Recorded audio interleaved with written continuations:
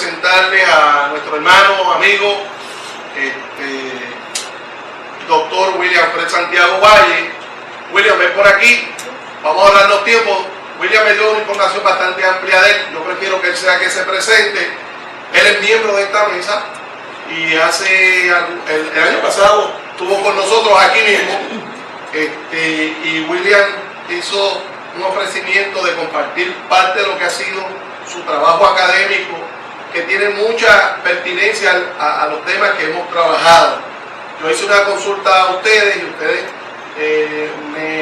me contestaron que prefería que William hablara sobre el tema de la violencia, que es un tema muy, un tema bien importante que nos mantiene preocupados a todos, así que él va a vincular el tema de la violencia con el tema económico y el tema de la cultura, entonces en el Caribe. Estamos grabando esto a través de los servicios de David, y lo vamos a tener disponible, entonces luego David al final nos orienta. Lo vamos a postear en el Facebook. ¿En el Facebook? Sí. Ok, para que entonces las personas que no vinieron o luego quieren tomar nota, pues entonces hoy se dediquen a escuchar y luego tomar las notas. ¿Está bien? Y hay una bibliografía. William, bienvenido y somos tuyos los próximos 30 minutos. Gracias.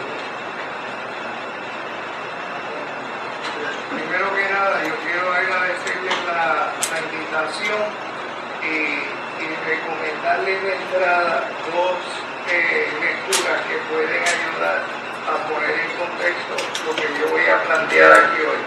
Yo generalmente hablo de unos apuntes, pero Caleb me pidió que dejara copia escrita de lo que yo voy a leer hoy, y me advierto que solo voy a leer parte de lo que yo traje para respetar el asunto del horario.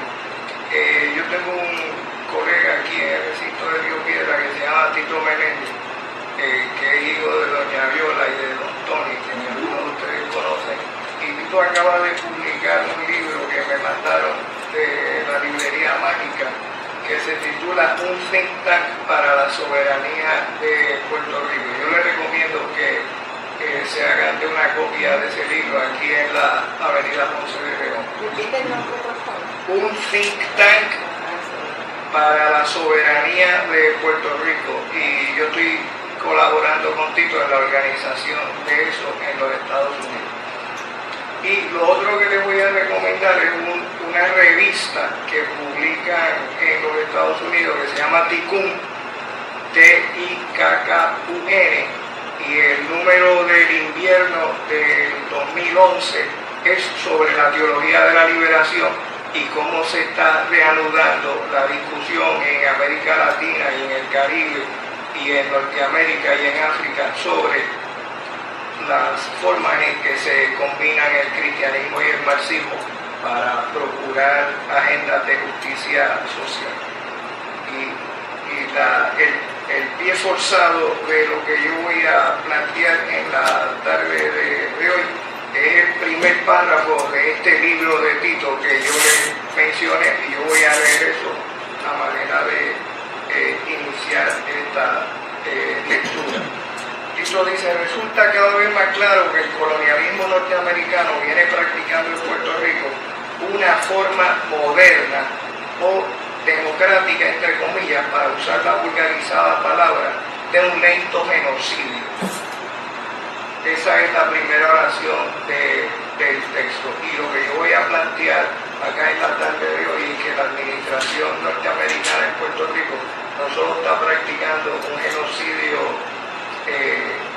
con los seres humanos, sino que está practicando también un genocidio económico, un genocidio cultural, un genocidio militar y un genocidio ambiental ideológico, lo que se llama en inglés ethnic cleansing, para hacer aquí lo mismo que hizo la OTAN con Checoslovaquia en los últimos 10 años.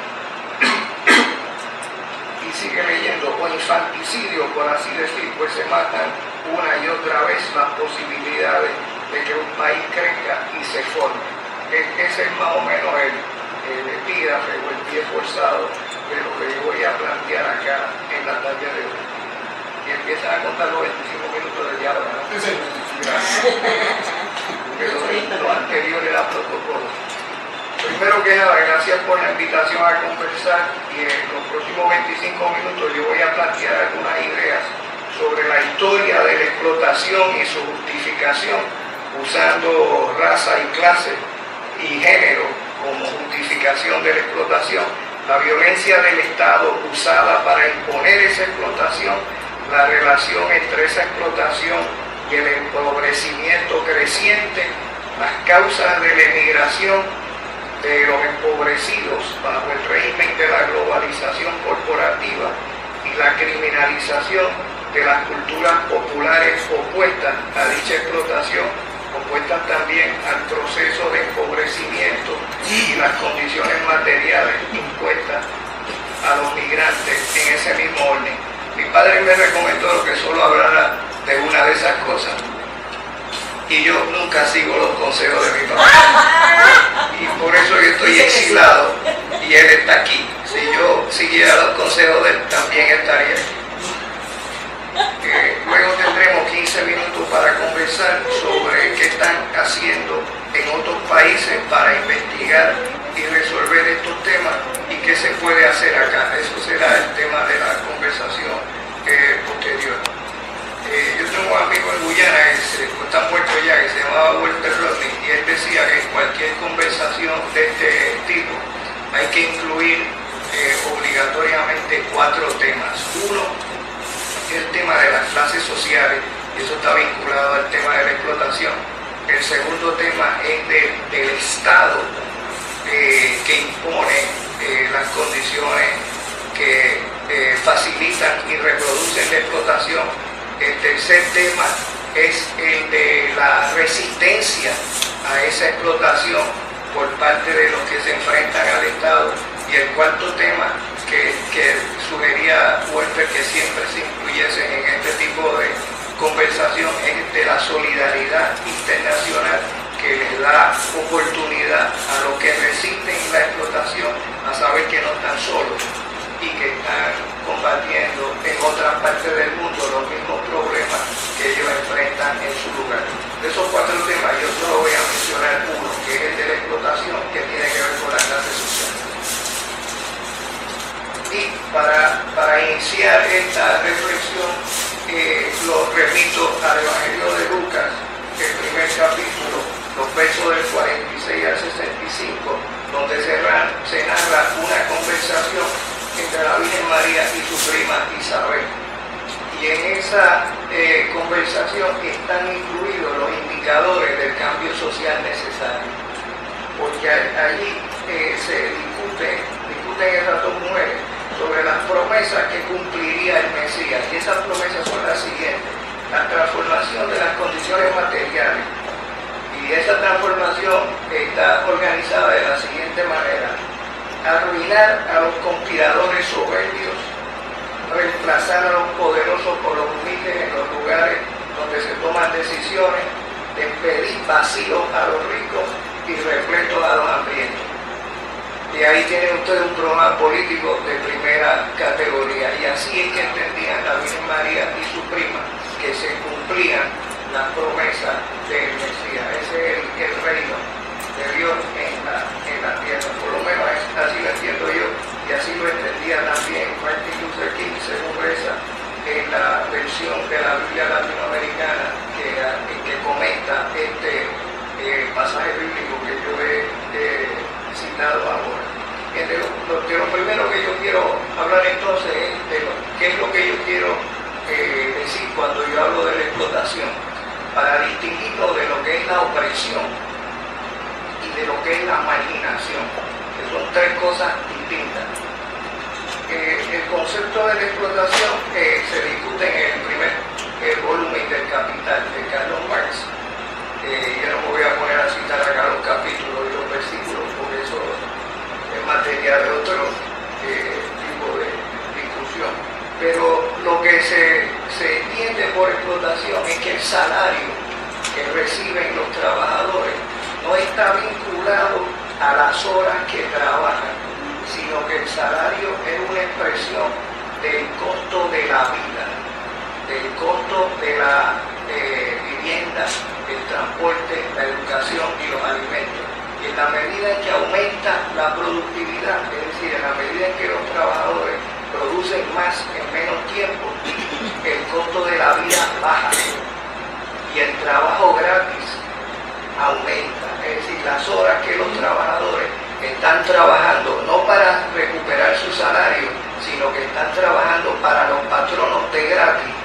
Esa diferencia entre lo que producen y el trabajo gratis es la tasa de la explotación. Bien, eso es trabajo esclavo, porque eso es el horario que los trabajadores están trabajando de gratis. Y en ese sentido, las condiciones del feudalismo y las condiciones de la esclavitud no han cambiado fundamentalmente al presente. Lo único que ha cambiado es que ahora los esclavos reciben un salario por parte del día que están trabajando. Pero en la medida en que hay más maquinaria en el proceso productivo, trabajan como esclavos más horas que las que trabajan para recuperar su salario. A eso es a lo que yo le llamo la explotación. Y no le llamo yo solo, sino que en el primer volumen del Capital así es que se explica. Entonces, el problema que yo no voy a leer, porque eso me tragaría mucho tiempo, es cómo se justifica eso.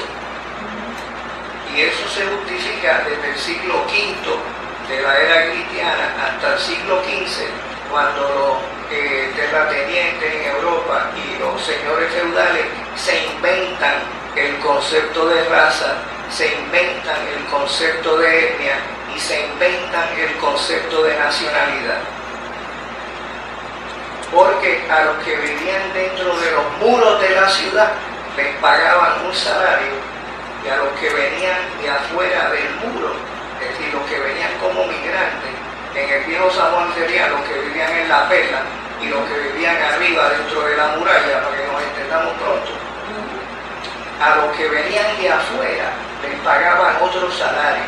Y en el feudalismo había un sistema de castas en que los aristócratas no eran comerciantes porque eso era trabajo sucio, tampoco eran agricultores porque eso era trabajo sucio, y menos peleaban sus propias batallas. Para eso contrataban mercenarios, es decir, fulanos que venían de afuera, que a cambio de un uniforme mataban a quien le dijera el que le pagaba el cheque. Eso es. Hay gente que pelea por principio y que arriesga su vida por principio, y hay otros que lo hacen por un salario, ya sean policías, entes de seguridad, guardias penales o soldados. Pero no le pagaban el mismo salario que a los que trabajaban en la corte, que habían nacido dentro de los muros. Y todo eso, toda esa invención de raza, etnia y nacionalidad es lo que se crea, repito, entre el siglo V y el siglo XV de la era cristiana para justificar la diferencia de salario. Y ya para el siglo IX, siglo XII, hay unas hambrunas en Europa que provocan que incluso los europeos practiquen el canibalismo. Si no solo se comían unos a otros, sino que los padres incluso se comían a sus hijos. Y en los mercados en el siglo XII vendían carne humana frita o asada como parte de lo poco que quedaba para vender, porque no había mucha comida. Y en esa época de hambre surge en Europa una serie de comerciantes nómadas que logran ganancias extraordinarias, porque son los únicos que tienen un sistema de carretas y almacenes que les permite viajar a los sitios donde la hambruna está más aguda, y allí venden la poca comida que logran recoger de otras partes del continente. Y resurge poco a poco entre el siglo XII y el siglo XV lo que los europeos llaman the Dark Ages, o la era de la peor incivilización posible. Resurge mediante el comercio de esos nómadas unos grupos que venden no solo mercancías, sino que también compran y venden seres humanos en Europa. Y ese era el comercio más lucrativo, más que traficar con algodón o más que traficar con vino. Lo que más ganancia generaba era comprar y vender seres humanos para que fueran sirvientes domésticos. Y en la versión escrita de esto ustedes van a saber de dónde es que provienen esos que eran seleccionados para ser esclavos. Y de nuevo hay que inventarse la raza aquí, porque así era que se justificaba esto. Entonces, si aquellos de ustedes que saben inglés se recordarán que la palabra en inglés es slave, y eso viene de slav. Los esclavos son los eslavos, es decir, son los checos, son los rumanos, son los rusos. De ahí es que viene el concepto de esclavo, y se esclavizaban unos a otros en Europa ya desde el siglo XI y desde el siglo XII, mucho antes de que se le ocurriera ir a buscar a los abuelos nuestros al sur del Mediterráneo. Ya ellos estaban comprando, no solo se comían unos a otros, sino que se vendían unos a otros. Y los italianos en sus colonias en Creta, en Chipre, y los gallegos en Cataluña y al sur de Cataluña, antes de llegar a Andalucía, allí se utilizaban los esclavos para hacer otras cosas, y que es el comienzo de lo que nos interesa a nosotros. Se utilizaban los esclavos para el trabajo agrícola, para las minerías y para sembrar una hierba que había en Chipre que se llamaba caña de azúcar, que Colón después trae acá, y por eso es que en el Caribe le llamamos a eso la hierba amarga, sobre todo en Jamaica, porque eso es lo que motiva traer a los abuelos nuestros aquí al Caribe. Pero lo que yo quiero señalar en primer lugar, para aclarar el primer punto, es que las razas no existen, que las etnias no existen, y que mucho menos existen las nacionalidades, que eso es un invento de los europeos entre el siglo V de la era cristiana y el siglo XV, en esos 1000 años, para justificar toda esta violencia económica, cultural, política y sobre todo militar, porque esto no se negocia a las buenas. Esto que yo acabo de contar a vuelo de pájaro se impone mediante la violencia más horrible que ustedes se puedan imaginar.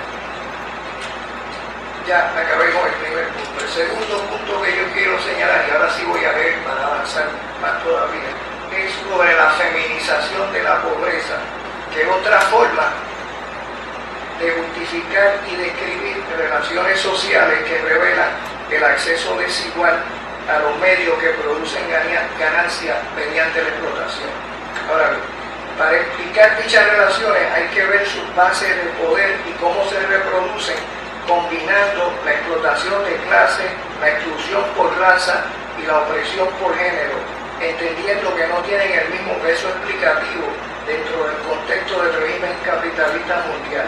Se trata pues de explicar relaciones de poder y condiciones que enriquecen a unos a costa de otros. Los patronos pagan menos a las mujeres que a los hombres por hacer el mismo trabajo agrícola, fabril o en el sector de servicios, y a las negras menos que a las blancas o a las que acá pasan por blancas, que sería distinto.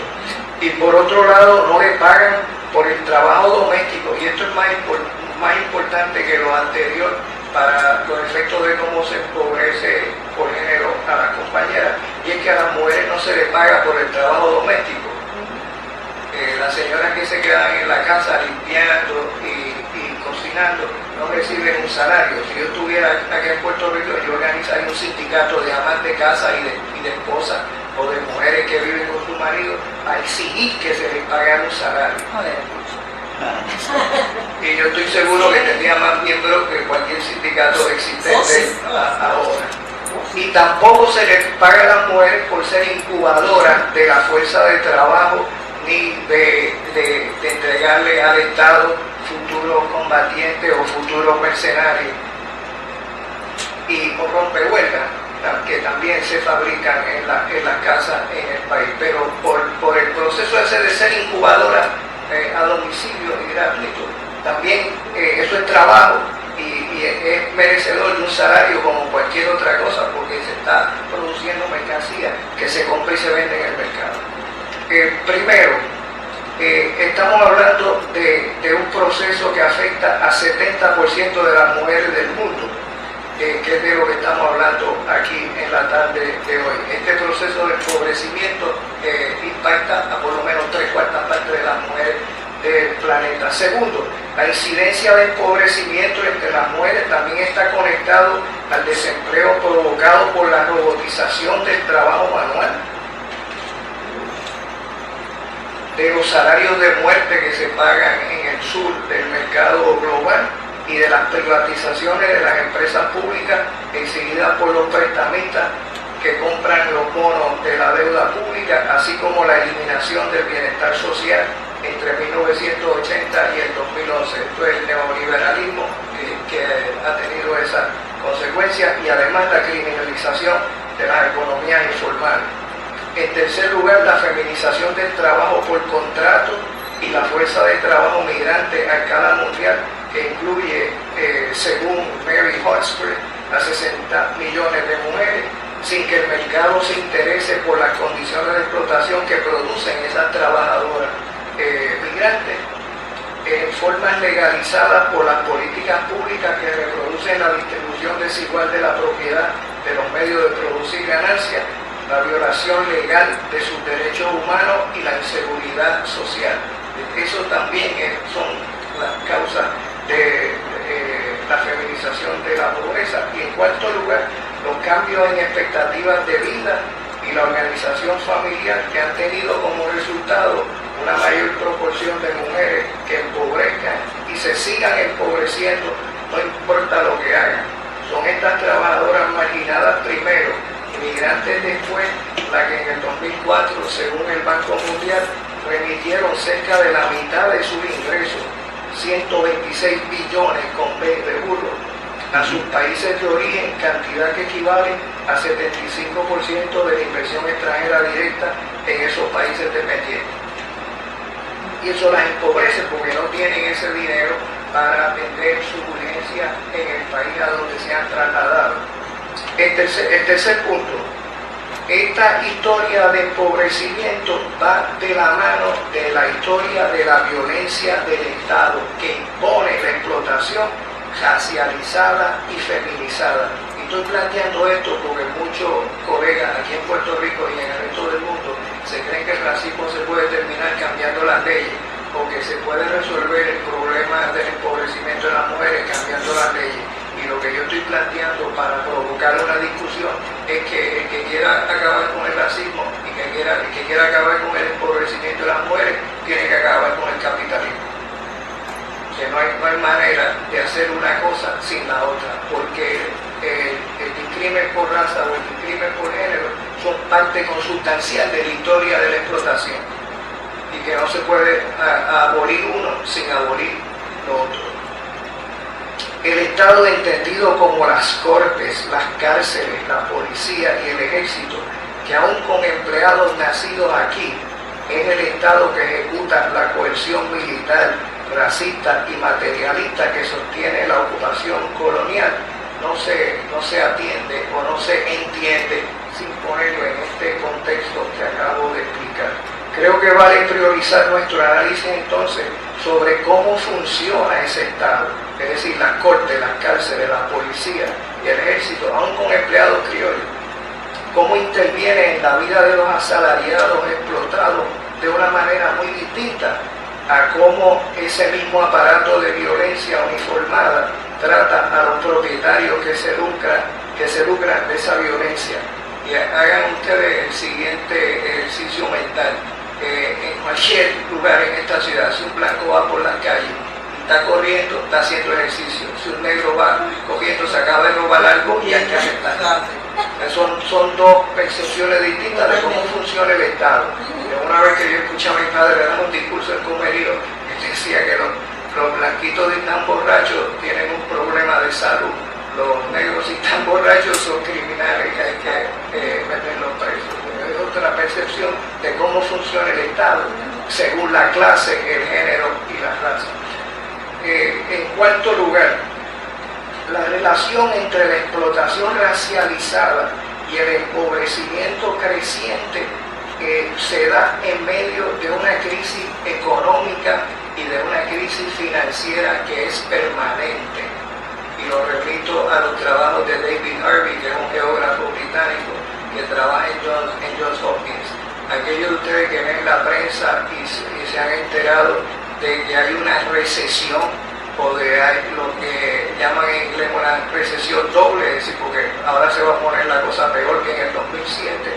Eso lo dicen los medios comerciales para que usted no se suicide, para que usted pueda dormir tranquilamente en su casa, porque la realidad que manejan los economistas que estamos hablando de una depresión que va a durar por lo menos 20 años y que algunos países completos van a ser expulsados del mercado de trabajo y que algunas economías completas van a desaparecer porque allí no se está haciendo nada que sea importante para el mercado global.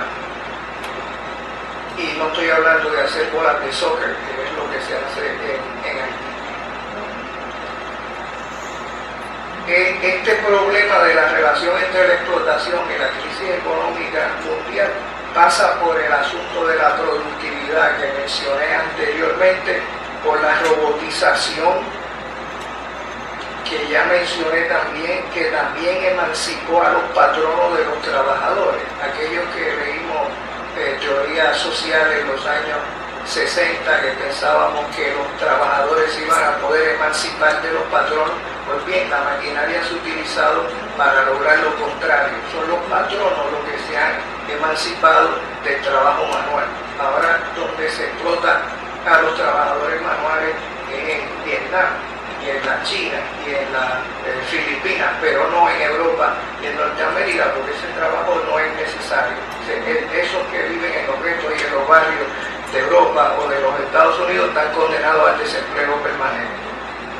Esta crisis no es solo económica, sino social, dada la creciente brecha entre los propietarios de los monopolios y los desposeídos, sino que también es una crisis sobre las decisiones que se toman en los centros de trabajo a consecuencia de la crisis financiera, de la crisis energética, de la crisis ambiental y de la constante violencia callejera, violencia en el trabajo, violencia en los medios de comunicación, violencia en las expediciones militares, violencia que produce el Estado policíaco.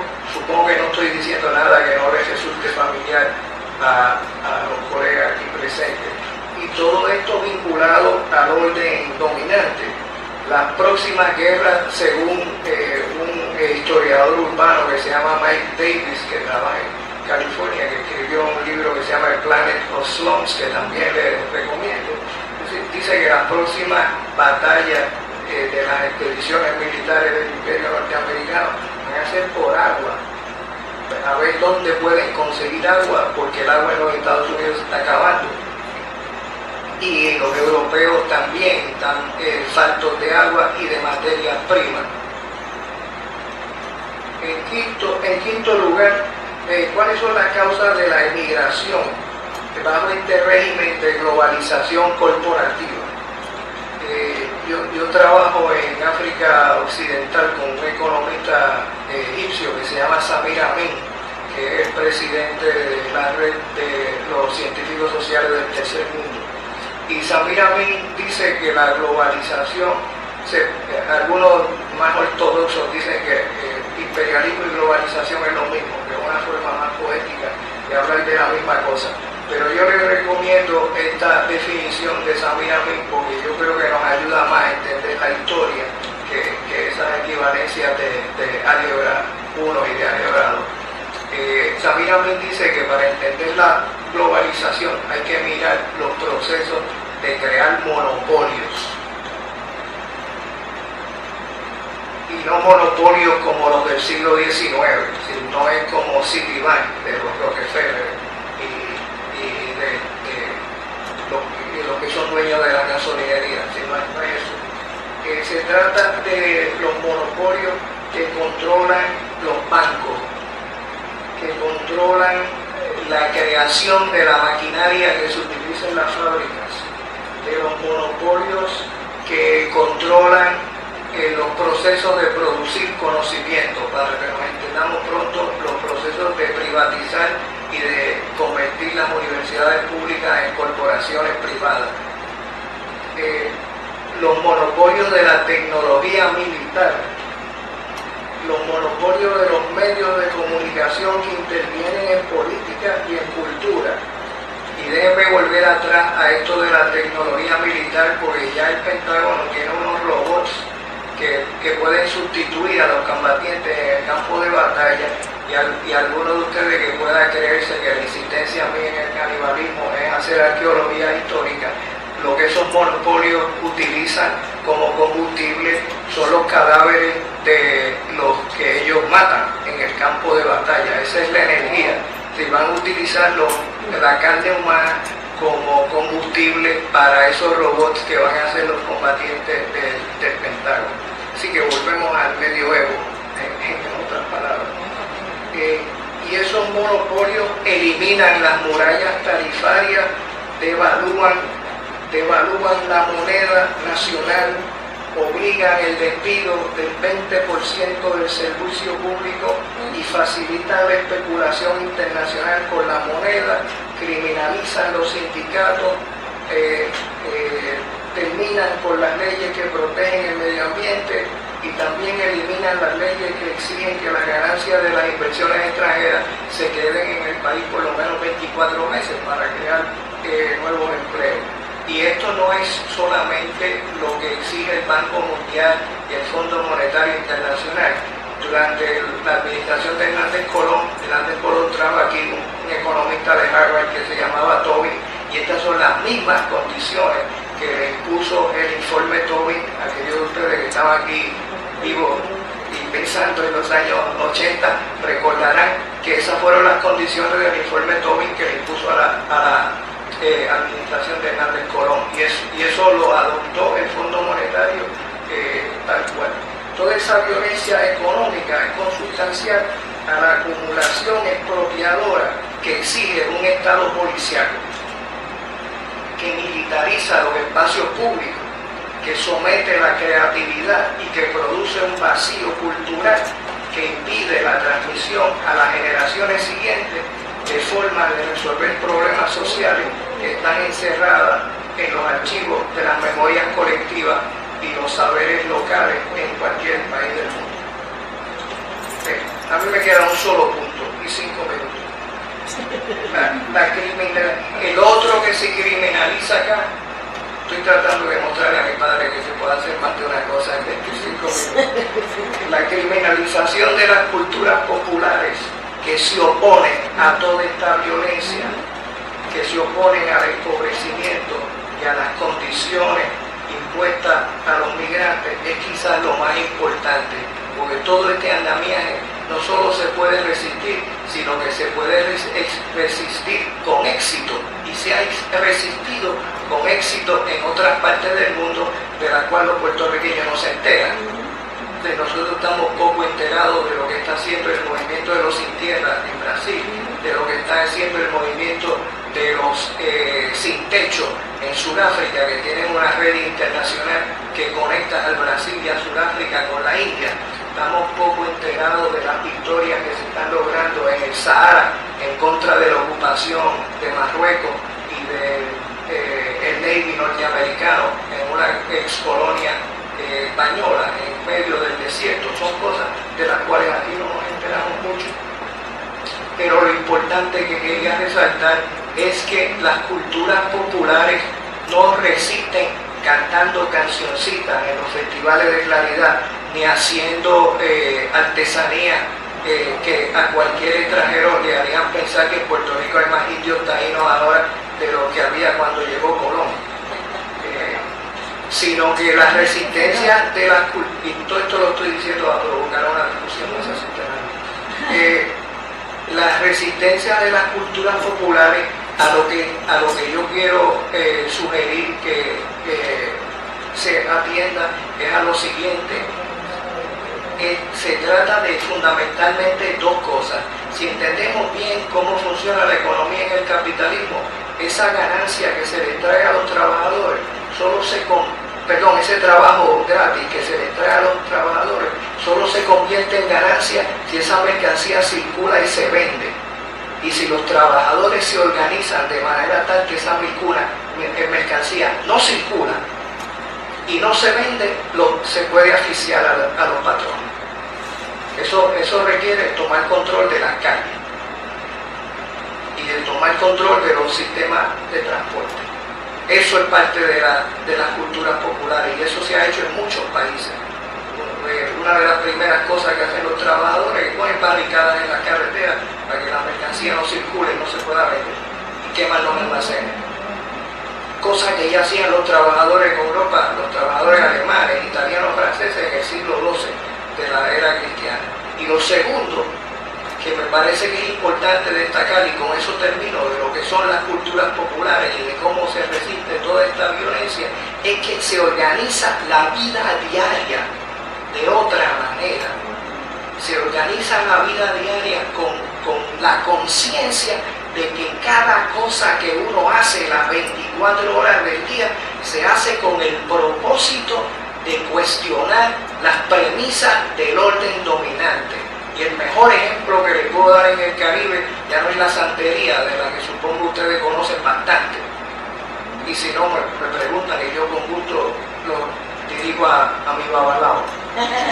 Sino que el mejor ejemplo que yo les puedo dar en el Caribe es el Rastafari de Jamaica. Porque los Rastafarianos dicen primero que si para trabajar hay que cortarse las trenzas, ellos no se cortan las trenzas. Porque para ellos las trenzas es una declaración de guerra. Si para trabajar hay que someterse, ellos no trabajan y no se someten, pero ellos se comen lo que ellos siembran y ellos se ponen encima lo que ellos fabrican con el algodón que ellos sembraron y ellos viven en las casas que ellos hacen. Es decir, todo lo que ellos hacen en el transcurso del día es un reto a las premisas del orden existente. Y déjenme terminar con lo siguiente. ¿Me queda un minuto? Ya le pasó, pero no lo voy a dar. Gracias. Si cuando ustedes estudiaron en la escuela tuvieron la desgracia de tener maestros conservadores, lo único que le enseñaron a los maestros fue a contestar las preguntas que los maestros le hicieron.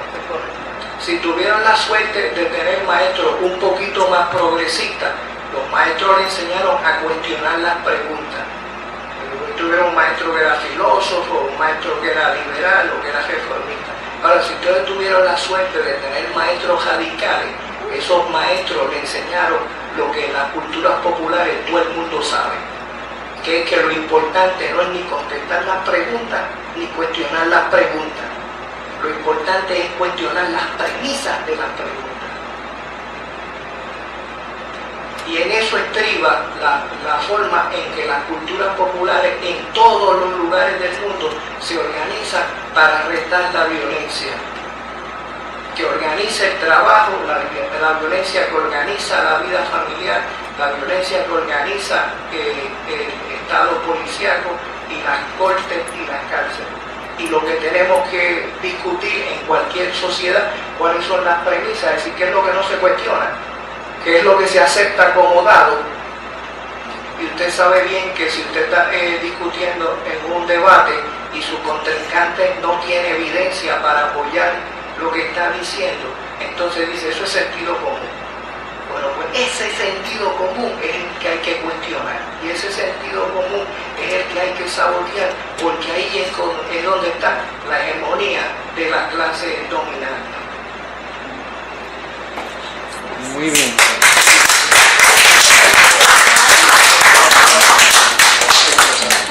Bien.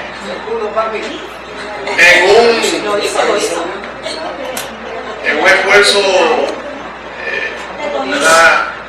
extraordinario, William nos ha inquietado, nos ha traído a consideración varios puntos y yo creo que van a ser malas preguntas, ¿verdad? que tenemos, que tal vez las aseveraciones, pero de todas maneras están invitados e invitadas a expresar unas y otras.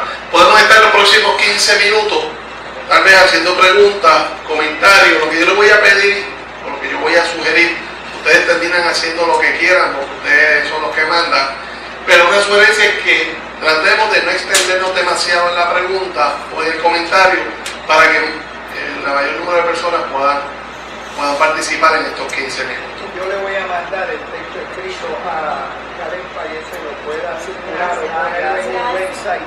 Tan pronto lo envíe, lo vamos a poner entonces en el portal de la mesa de diálogo para que todos ustedes puedan ir allí. Yo les voy a avisar. ¿Está bien? William, quédate con esto para Gracias. la pregunta o comentarios. A ver.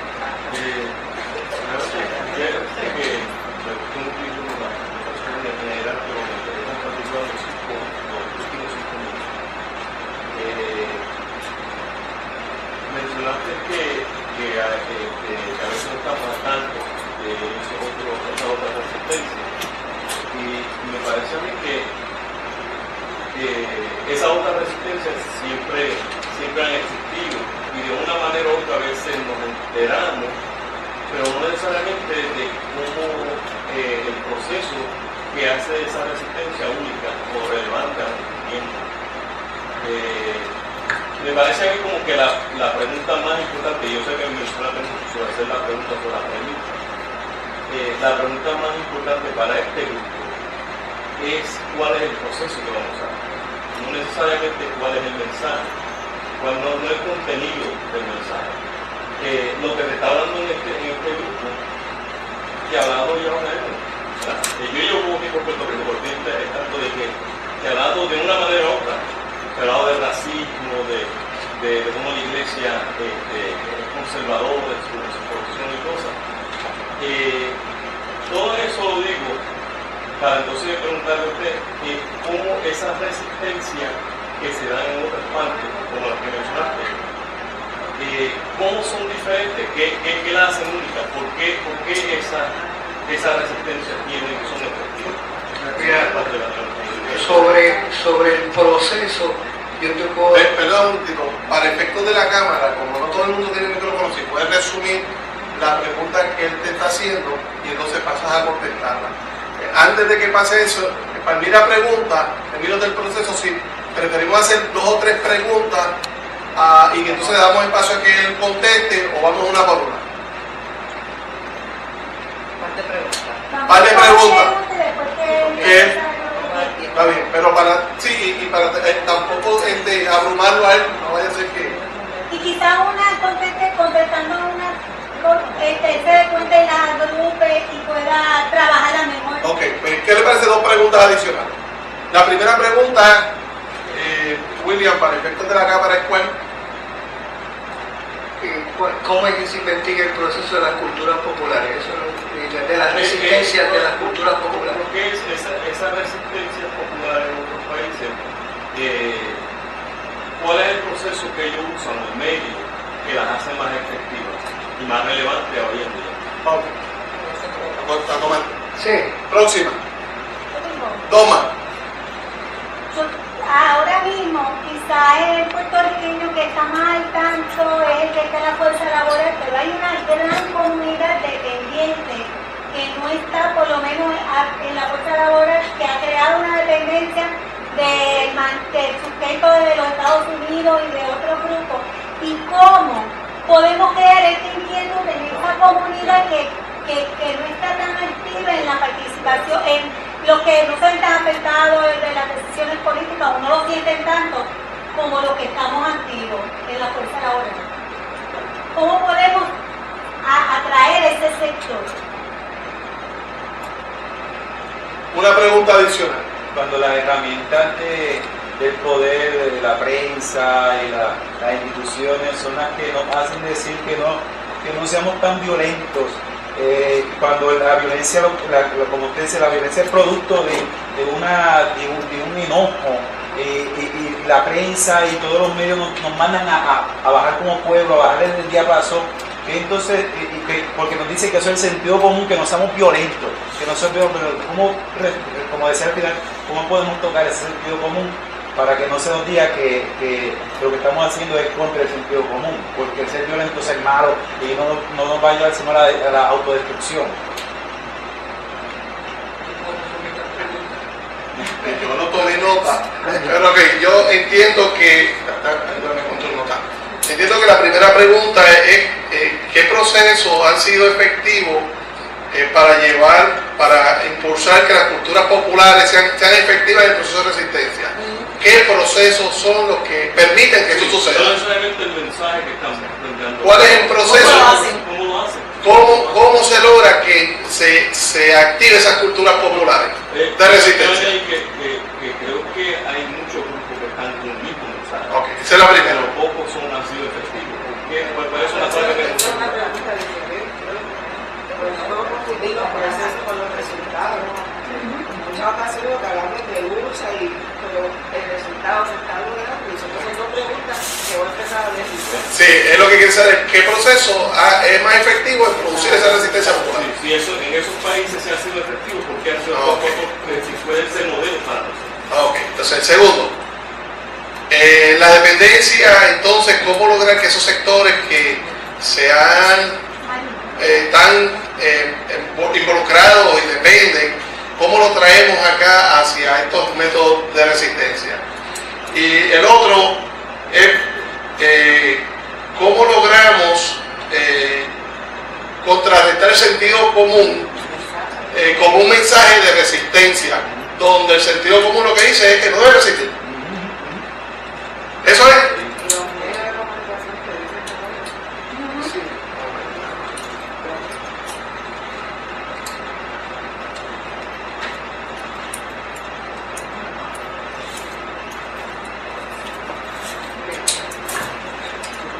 Yo le voy a sugerir unas cuantas lecturas después que haga el comentario sobre estas tres preguntas. Las culturas populares se han investigado en el área del Caribe desde el siglo XIX y el siglo XX con un propósito, y es tratar de determinar en Cuba, en Jamaica, en Haití, en República Dominicana, en Puerto Rico bastante menos que en el resto de las Antillas, en Trinidad, en Guadalupe, en Martinica y en la Guyana, con el propósito de ver cuál ha sido el papel de los trabajadores y su vida diaria en la configuración de lo nacional. Es decir, ya desde finales del siglo XIX en Cuba, un señor que se llamaba Fernando Ortiz es empleado del Ministerio de Justicia y lo emplean con el propósito de ver cómo se pueden reprimir a los ñáñigos en Cuba. Aquí entre nosotros es Abacuá, de lo que yo estoy hablando, y de Palomonte. ¿Cómo es que se puede reprimir eso? Ya que esas son las instituciones autónomas que ni los españoles ni la ocupación norteamericana habían logrado quebrar ni reprimir. Entonces ya en la República Ñangotá de 1902 a 1959 mandan a Fernando Ortiz a Italia a que estudie con Croce, que es un sociólogo bastante conservador, para que vuelva a Cuba y establezca un sistema para reprimir a Abacuá. Y Abacuá se distingue por una sociedad secreta de guerreros. Y una de las cosas que ellos hacen es que ellos tienen sus propios jueces, sus propias cortes y sus propios ejecutores. Como alguaciles que van y le dicen a la gente: mira, esto fue lo que decidió la corte, tú te tienes que ir aquí porque si no te van a crucificar literalmente. Y entonces lo que hace Fernando Ortiz es que empieza a estudiar a Abacuá y empieza a estudiar a los ñáñigos y también estudia a los santeros, que es otra orden. Y lo que hacen los santeros es que lo convierten al Fernando Ortiz, lo inician y lo meten dentro de la orden, y entonces tiene que jurar silencio. Ya él no puede compartir con los del Ministerio de Justicia lo que él ha aprendido dentro de la orden, y cambia cuando se junta con dos estudiantes de Derecho. Uno se llama Julio Antonio Mella y el otro se llama, me acuerdo ahorita.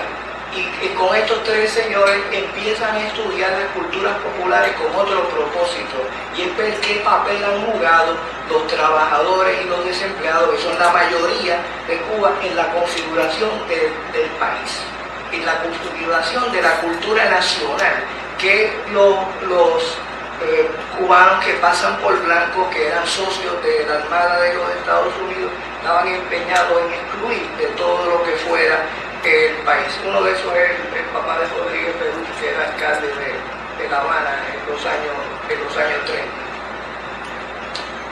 Y ese proceso se repite en Haití, se repite en Jamaica, se repite en Trinidad, se repite en Guyana, en Colombia y hasta en México, con las poblaciones afrodescendientes. Y lo que ellos hacían era 2 o 3 cosas, volviendo a lo de la pregunta primera. Y lo que es curioso es que lo que ellos hacían ya desde 1906 es lo que Paulo Freire formula en su libro Pedagogía del Oprimido. Es lo mismo. Y lo remito al 3er capítulo de Pedagogía del Oprimido de Paulo Freire. Y si me permiten, fue mi maestro por 20 años y me lo sé de memoria. Decía Paulo que uno tiene que aprender a hacer 3 cosas. Primero tiene que aprender a escuchar, que les resulta muy difícil a los pastores y a los profesores universitarios y a los abogados, que son habladores profesionales. Pero lo que este proceso requiere es todo lo contrario, aprender a escuchar y hacer una lista de cuáles son los términos más explosivos de esa discusión. Es decir, en un sitio donde todo el mundo está descalzo, coño, de lo que hay que hablar es de los zapatos. ¿Por qué es que uno tiene zapatos y otros no? En un sitio donde no hay agua, de lo que hay que hablar es por qué es que los terratenientes monopolizan el agua. Pero antes de hablar de eso, uno tiene que escuchar y hacer una lista de cuáles son esas palabras y cómo esas palabras se conectan unas con otras. Eso no se hace hablando, eso es escuchando. Lo segundo que hay que hacer es convocar a esa gente en un círculo cultural como este para descubrir cuáles son los denominadores comunes de esas experiencias distintas. Y por eso es que yo hablé de la explotación, porque ya sean hombres o mujeres, blancos, negros o todo lo que hay de por medio, lo que une a todos los asalariados es que todos somos explotados.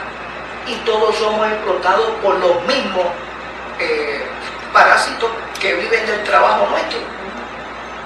Y ese es el elemento común que sirve de catalizador o que sirve de motor de esas movilizaciones de los sectores populares, que se juntan a partir de lo que comparten, de esas experiencias que comparten.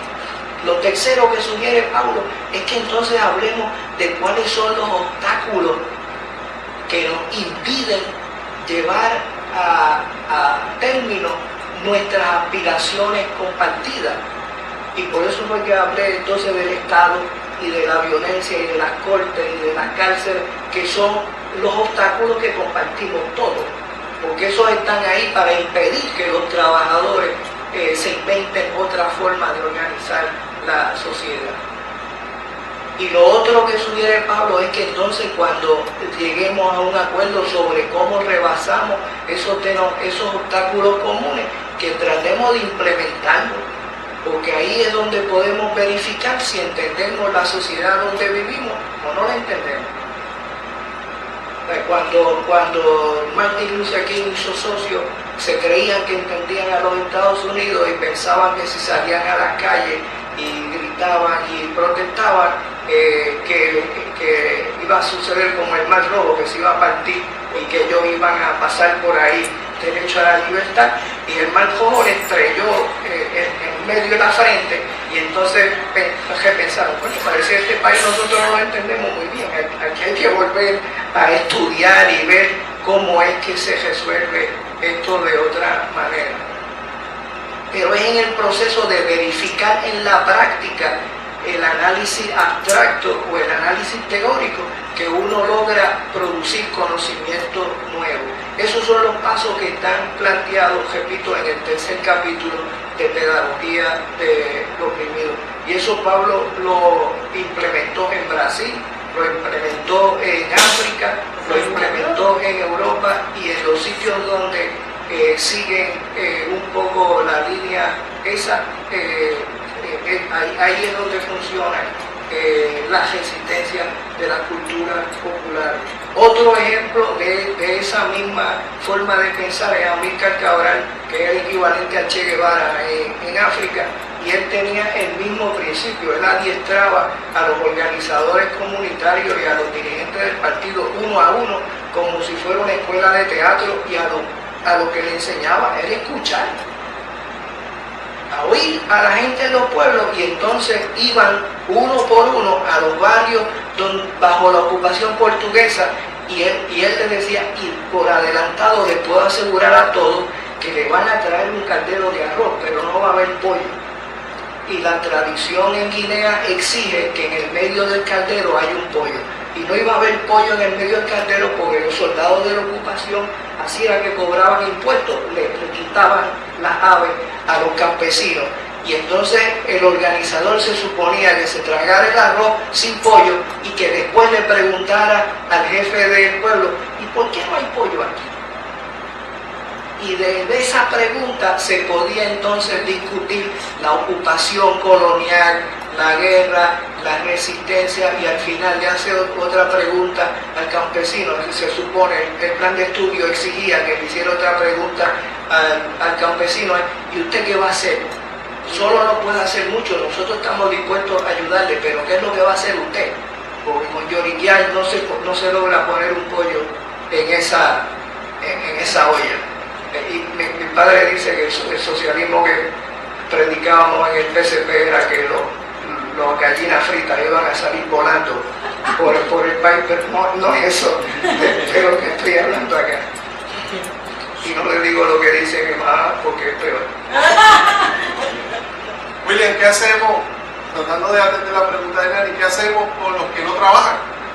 En el sentido de asalariados, que no hay una explotación como la que reciben los asalariados o los que están unidos a la fuerza de trabajo, que son del 60% de la familia puertorriqueña. A mí me parece que esa pregunta es fundamental porque nos lleva a distinguir entre lo que es la historia del siglo XX en Puerto Rico y en el resto del Caribe y lo que es necesario en el siglo XXI. Y es la distinción entre crear instituciones paralelas, es decir, el gobierno tiene escuelas públicas y nosotros creamos otra escuela alternativa, pero una escuela paralela. El gobierno tiene un sistema de inseguridad social y entonces nosotros cejamos nuestro vecindario. Hay una necesidad de distinguir entre instituciones paralelas e instituciones alternas. Aquí nosotros nos quejamos de que la comida que traen los gringos o que la comida de los supermercados es basura. Y es cierto, es basura, pero yo no veo en las ciudades de Puerto Rico fincas urbanas donde se tomen terrenos baldíos y no se toman a la buena, se toman a la brava. Se tomen terrenos baldíos y ahí se siembre. Y el que siembre en ese terreno come. ¿Qué es lo que hacen los rastafaras? Y dicho sea de paso, ellos se comen lo que ellos siembran. Entonces, a mí me parece que eso da la oportunidad de hacer algo parecido a lo que era la iglesia primitiva. El apóstol Pablo establecía una casa de conversación y esa casa tenía comedor. Y la ponía al frente de la sinagoga tradicional para que la gente se diera cuenta que frente de los que eran socios del Imperio Romano había otra alternativa. Yo no estoy sugiriendo que pongamos las fincas urbanas al lado de los supermercados, pero debe haber la opción de que la gente que quiera comer de otra manera, que pueda comer sin asalariarse, es decir, sin volverse a esclavizar. Porque lo que logran hacer las escuelas públicas es crear gente que tiene la capacidad de leer un manual de instrucción, pero que la única opción que tiene es venderse como esclavos en el mercado de trabajo.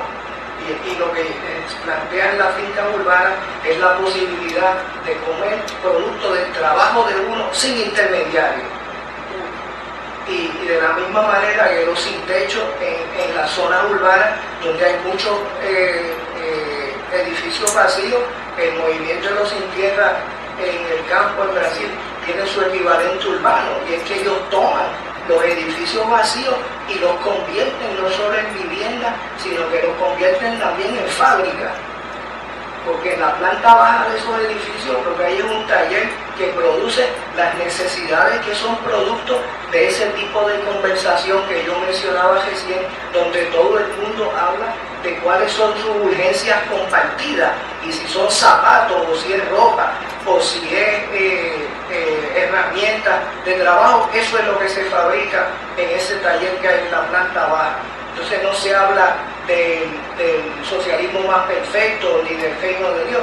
La gente en ese edificio va a defender ese edificio, porque esa es una cosa concreta que le garantiza techo y le garantiza las posibilidades de la autosuficiencia, que era lo mismo que decía Amílcar Cabral en Guinea. Si yo no discuto del tipo de socialismo que quiera nadie, yo lo que quiero es un mundo donde nadie trabaja de gratis.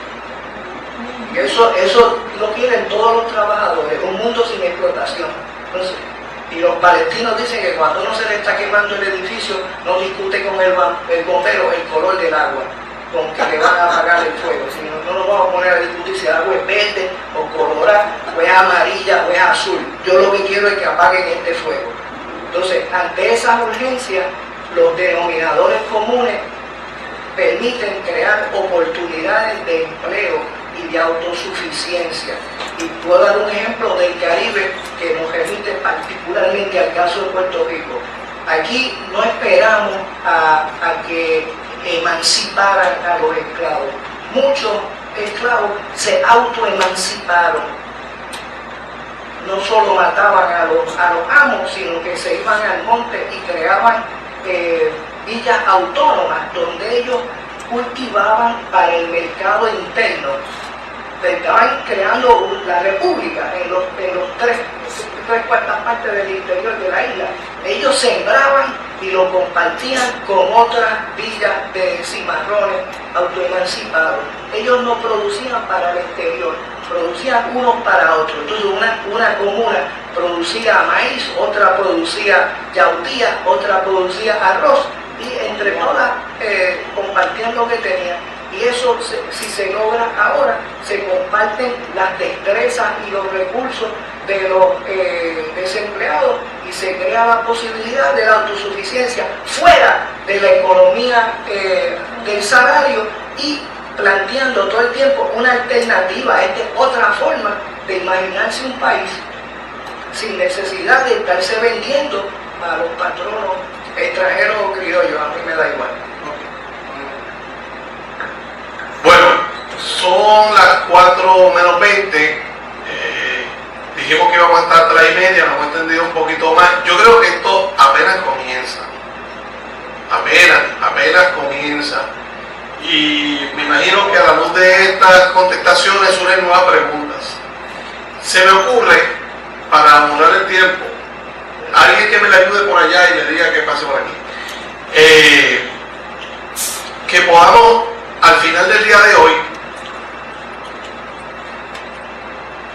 sacar una fecha en la cual William pueda estar, y entonces irnos a una sesión más amplia de preguntas y reacciones, para entonces ir dándole un poquito más de concreción a ideas que podamos elaborar más adelante. ¿Qué les parece?